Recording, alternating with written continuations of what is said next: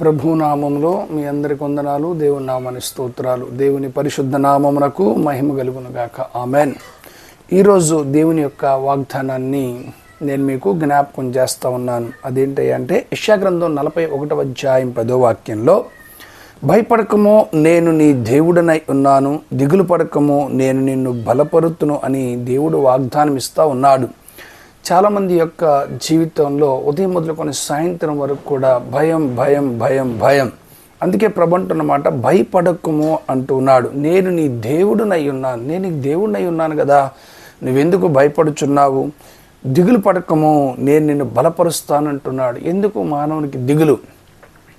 అనేక రకాలైనటువంటి దిగులు, అనేక రకాలైనటువంటి భయాలు ఉన్నాయి. అయితే యెషయా గ్రంథంలో ప్రభు 41:10 అంటున్నాడు, భయపడకము నేను నీ దేవుడినై ఉన్నాను, దిగులు పడకము నేను నిన్ను బలపరుతునని ప్రభే చెప్పి ఎంత గొప్ప వాగ్దానం ఇచ్చి ఉండగా, ఒకవేళ ఏ విషయంలో నువ్వు భయపడుతున్నావు, అప్పుల విషయంలో కానీ, ఆరోగ్య విషయంలో కానీ, పిల్లల విషయంలో కానీ, చదువుల విషయంలో కానీ, ఏ విషయంలోనైనా నీకు భయం ఉంటే నిశ్చయముగా ప్రభు వైపుగా నీవు చూడగలిగితే ఆయనే నీకు సహాయకుడై ఉండి నిశ్చయముగా నీ భయము నుంచి, నీ దిగుల నుంచి ఆయన విడిపించగలిగిన వాడై ఉన్నాడు. హల్లెలూయా. ఆ దినకాలాల్లో ప్రభు అయినటువంటి యేసుక్రీస్తు వారికి సిలువ వేయబడిన తర్వాత యూదులకు భయపడి శిష్యులందరూ కూడా మరి ఒక ఇంట్లో ఉంటారు. ఇది యోహాను సువార్తమానంలో ఉంటుంది, చివరిలో ఉంటుంది. అయితే ప్రియమైనటువంటి దేవుని బిడ్డలారా, ప్రభు వారి మధ్యకి వెళ్ళి భయపడుతున్నప్పుడు, దిగులు పడుతున్నప్పుడు మొట్టమొదటిగా ఆయన చెప్పిన మాట, మీకు సమాధానము కలుగునగాక అన్నాడు. అంటే భయం ద్వారా, దిగులు ద్వారా చాలామంది యొక్క జీవితాల్లో సమాధానాన్ని కోల్పోవచ్చున్నారు గనుక ప్రభు అంటున్న మాట, భయపడబాకండి, మీకు సమాధానము కలుగునగాక అంటున్నాడు.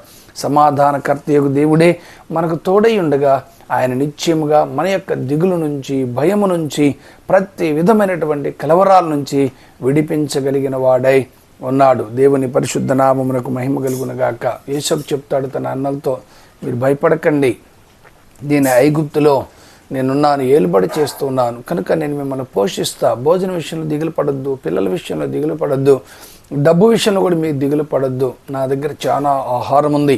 పరిశుద్ధుల దగ్గర ఆహారం ఉంటుంది, అనేకులు బ్రతికించగలిగిన ఆహారం అనే వాక్యం ఉంటుంది కనుక మన పరిశుద్ధులను వెంబడించాలి. అప్పుడే భయాల నుంచి ప్రభు విడిపించగలిగిన వాడై ఉన్నాడు.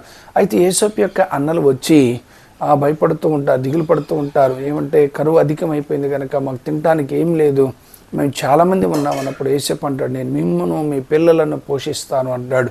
మన దేవుడు పోషించగలిగినటువంటి దేవుడు. అయితే నువ్వు చేయాల్సిన పని ఏంటో తెలుసా? మొదట ఆయన నీతిని, ఆయన రాజ్యాన్నిగా నువ్వు వెతకగలిగినట్టయితే నిశ్చయముగా నీ ఎక్కరలు, నీ అవసరాలన్నీ కూడా ప్రభే తీరుస్తాడు. అక్కడ ఒక మాట అంటారు, ఇవన్నీ మీకు కావాలని మీ పరలోక తండ్రికి తెలియను కదా అంటారు. కనుక మనకి ఏం కావాలో ప్రభువుకు తెలుసు కనుక మన అవసరాలన్నీ తీర్చగలిగినటువంటి వాడు. మొట్టమొదటిగా నువ్వు చేయగలిగింది, మొదట ఆయన నీతిని వెతకండి, మొదట ఆయన రాజ్యాన్ని వెతకండి, అప్పుడు అవన్నీ కూడా మీకు ఇస్తాడు దేవుడు.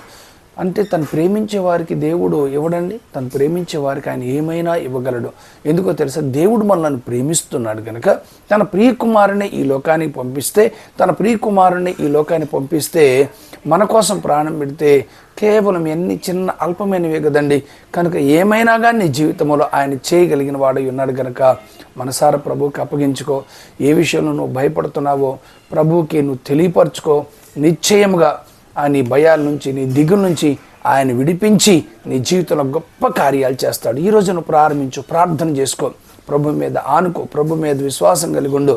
నీకే సమస్య ఉందో అది ప్రభువుకు తెలియచేయి, ప్రభువు ఎదురు తెలియచేయి. ప్రభువా, ఈ సమస్యతో ఉన్నాను, ఈ బాధలో ఉన్నాను, ఈ ప్రతికూలతలో ఉన్నాను తండ్రి, నాకు మేలు చేయి అని నువ్వు అడగగలిగితే ఆకాశం ఉన్నటువంటి దేవుడు నిశ్చయముగా నీ మొరవిని, నీ శ్రమ నుండి, నీ సమస్య నుంచి, నీ బాధ నుంచి, నీ బలహీనత నుంచి, నీ రోగం నుంచి, నీ అప్పు నుంచి, ఏదైనా సరే ఖచ్చితంగా విడిపించగలిగిన వాడే ఉన్నాడు. ఈ వాక్యాన్ని ఉంటున్న ప్రతి దేవుని బిడ్డలారా, నువ్వు ఎక్కడున్నా, ఏ ప్రాంతంలో ఉన్నా నువ్వేం భయపడనక్కర్లేదు. ఒకవేళ హాస్పిటల్లో ఉన్నావా, భయపడనక్కర్లేదు. ఒకవేళ నింద్ర అవమానాల మధ్యలో ఉన్నావా, భయపడనక్కర్లేదు. ఒకవేళ నిరుద్యోగ స్థితిలో ఉన్నావా, భయపడనక్కర్లేదు. చదువులో ముందుకు వెళ్ళలేకపోతున్నావా, భయపడనక్కర్లేదు. ఎందుకంటే భయాలు తొలగించగలిగిన దేవుడు నీకున్నాడు కనుక నిశ్చయముగా దేవుడు విడిపించి నిన్ను గొప్ప చేసి నిన్ను ఆశీర్వదిస్తాడు. ఒకవేళ వివాహం కాలేదని భయపడుతున్నావా, ఒకవేళ చదువులు చదవట్లేదని భయపడుతున్నావా, ఉద్యోగం రాలేదని దిగులు చెంది ఉన్నావా, సరే ఏది ఏమైనా కానీ సమస్త మనకు చాలిన దేవుడు మనకు ఉన్నాడు కనుక నిశ్చయముగా ఆ నజరేయుడైనటువంటి యేసే నీ జీవితంలో గొప్ప కార్యములు చేసి నేను నడిపించునుగాక. Amen, amen.